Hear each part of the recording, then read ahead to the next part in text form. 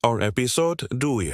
Siti Hajar dan Ismail ditinggalkan. Bukti iman tanpa ragu. Apa yang akan kamu lakukan jika suamimu meninggalkanmu di padang pasir, tanpa makanan, tanpa air, tanpa siapapun di sekitar? Inilah yang dialami oleh Siti Hajar, seorang wanita yang namanya tak pernah disebut dalam Al-Quran secara eksplisit, tapi perjuangannya diabadikan dalam rukun ibadah haji sepanjang zaman. Perintah meninggalkan Hajar dan Ismail. Setelah lama menanti keturunan, Nabi Ibrahim akhirnya dikaruniai seorang anak dari istrinya, Hajar, yaitu Ismail. Namun tak lama setelah itu Allah memerintahkan sesuatu yang sangat berat. Wahai Ibrahim, bawa istrimu dan anakmu ke sebuah tempat yang tandus. Tanpa bertanya, tanpa protes, Ibrahim melaksanakan perintah Allah. Ia membawa Hajar dan bayi Ismail ke sebuah lembah gersang yang tidak berpenghuni, jauh dari keramaian manusia. Setelah menempatkan mereka dengan bekal seadanya, Ibrahim pun berpaling pergi.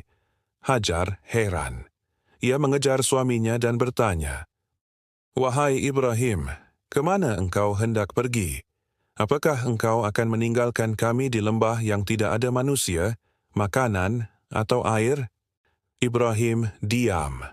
Ia terus melangkah. Hajar bertanya lagi sampai akhirnya berkata, "Apakah ini perintah dari Allah?"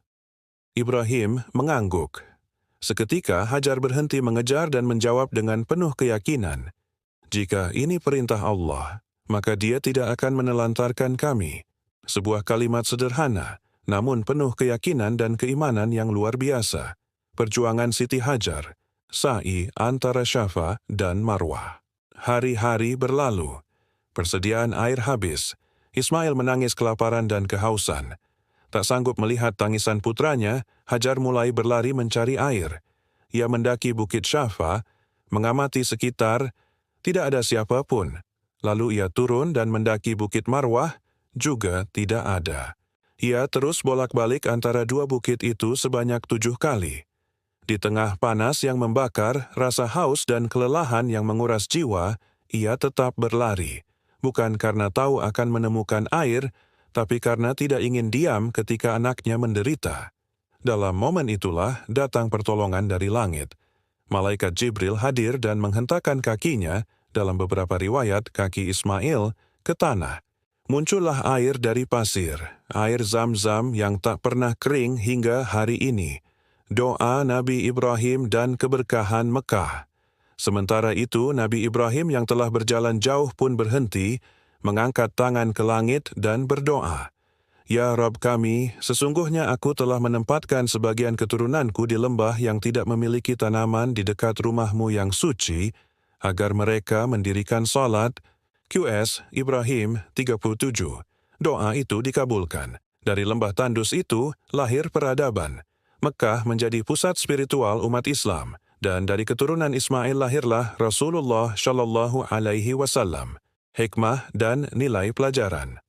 1. Keimanan Siti Hajar. Siti Hajar tidak meminta penjelasan atau alasan. Ia hanya butuh kepastian bahwa ini perintah Allah. Dan saat ia tahu itu, ia yakin sepenuhnya. 2. Usaha tak kenal lelah. 7 kali berlari bukan karena tahu air akan datang, tapi karena tidak ingin menyerah. Ini mengajarkan kita pentingnya berusaha, bahkan saat harapan terasa kecil. 3. Doa dan tawakal Nabi Ibrahim. Ia tidak hanya meninggalkan, tapi juga mendoakan. Ia tahu bahwa Allah tidak akan menyia-nyiakan hambanya. 4. Keajaiban dari ketaatan. Air Zam-Zam adalah simbol bahwa siapa yang taat, maka pertolongan Allah bisa datang dari arah yang tidak disangka. Refleksi, jika kamu merasa sendiri, ingatlah Siti Hajar di padang pasir. Jika kamu merasa putus asa, ingatlah 7 kali ia berlari. Jika kamu merasa tak ada yang menolongmu, ingatlah air Zam-Zam yang muncul dari tanah gersang. Insya Allah, di episode selanjutnya kita akan bahas ujian paling dahsyat dalam hidup Nabi Ibrahim, ketika ia diminta menyembelih anak yang ia cintai. Sampai jumpa di episode berikutnya. Wassalamualaikum warahmatullahi wabarakatuh.